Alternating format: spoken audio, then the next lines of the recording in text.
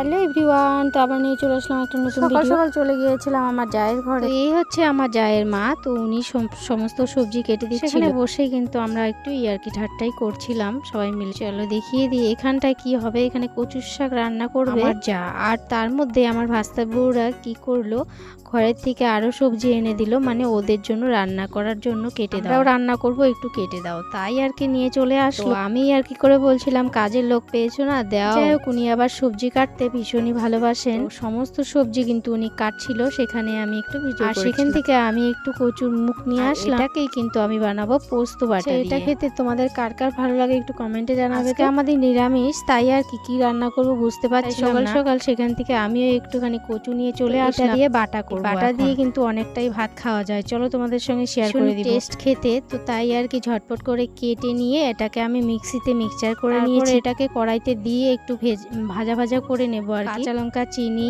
একটুখানি জিরা বাটা দিয়ে সেটাকে ভালো করে একটু ভেজে নেব।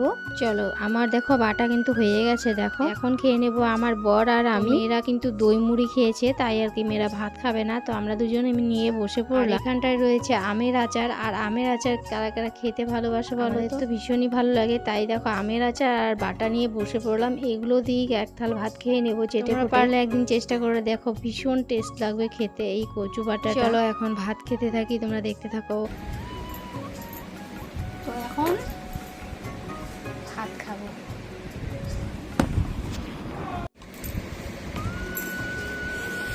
তো এখন ভাত খাবো, দেখতে থাকো।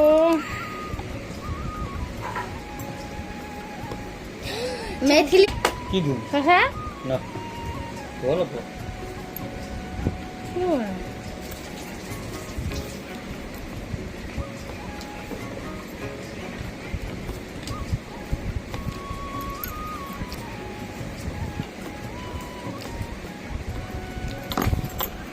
চলো ভাত তো খাওয়া দাওয়া শেষ, তো এখন এই যে লাউয়ের ডোগাগুলো কেটে হচ্ছে মিষ্টি লাউয়ের ডোগা, তো সেগুলোকেই নিয়ে আসলাম। এই ডোগাগুলো খেতে তোমরা কারা কারা ভালোবাসো একটু কমেন্টে জানাবে। এই নিরামিষের দিনে কিন্তু এই ডোগা ঠোগাগুলো ভীষণই ভালো লাগে খেতে। আমি মিষ্টি লাউয়ের ডোগাগুলো বানাবো কাঁঠাল বিচি কিন্তু আমি সচরাচর দিই না, তবু আজকে কি জানি মনে হলো কাঁঠাল বিচি দিয়ে রান্না করব। চলো আজকে কাঁঠাল বিচি দিয়ে রান্না করে খাই। তাই সমস্তগুলোকে আগে ভালো করে কেটে নিব, তারপরে হচ্ছে কাঁঠাল বিচিটাকে নিয়ে এসে সেটাকে বানাবো।